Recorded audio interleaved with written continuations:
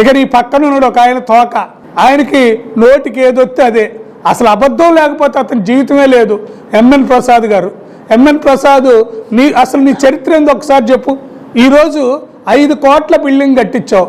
మీ four fathers ఏమన్నా land లార్డ్సా? లేదు నువ్వేమన్నా పిల్ల జమీందారివా? లేదు నువ్వేమన్నా మన రాజా గారి మనవడివా? లేకపోతే మీ చుట్టాలు బంధువులు ఏమన్నా నీకు కొంత డొనేషన్ చేశారా?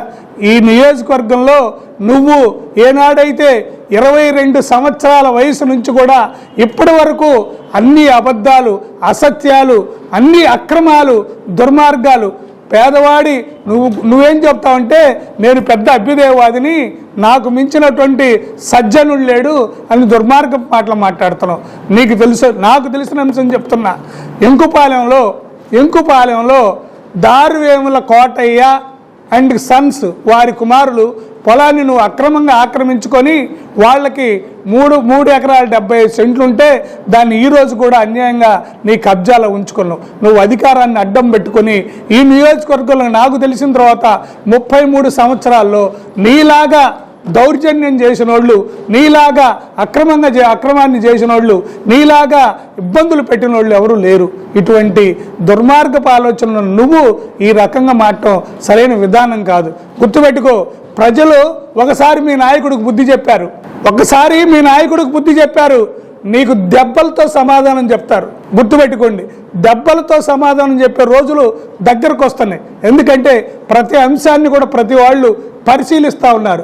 ఈ పరిశీలన మీరు గమనించకపోతే బాగా ఇబ్బంది పడే పరిస్థితి వస్తుందని మేము చెప్తా ఉన్నాం. ఎక్కడ చూసినా నీ అఘాయిత్యాలు ఎక్కువైపోయినాయి. అధికారంలో అట్టాగా ఉన్నావు, అధికారి ఎక్కడి నుంచోయా? నీకు వచ్చిన డబ్బు ఎక్కడి నుంచో తెలీదా? ఎన్టీ రామారావు గారిని నమ్ముకొని ఆయన పేరుని అడ్డం పెట్టుకొని ఎన్టీఆర్ ట్రస్ట్ని ఏర్పాటు చేసి ఎన్టీఆర్ వర్ధంతికి కొంత వసూలు చేసి ఎన్టీఆర్ జయంతికి కొంత వసూలు చేసి ఆ డబ్బుల్లో మిగిలించుకొని నువ్వు భూస్వామైన సంగతి జనానికి తెలియదా? అంతకుముందు నీ కాడ ఏమన్నా ఉందా? చెప్పు ఒకసారి. నువ్వేమైనా ఉద్యోగం చేసావా? మీ నాన్న ఏమైనా వ్యాపారం చేశాడా? ఏ వ్యాపారం ద్వారా మీరు డబ్బులు గడించాలో మరి జనానికి వివరించు.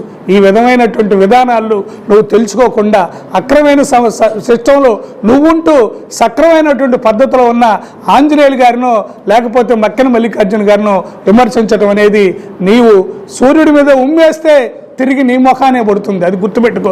ప్రజలంతా గమనించారు. ఒకనాడు బ్రహ్మనాయుడు, గుర్తుపెట్టుకో,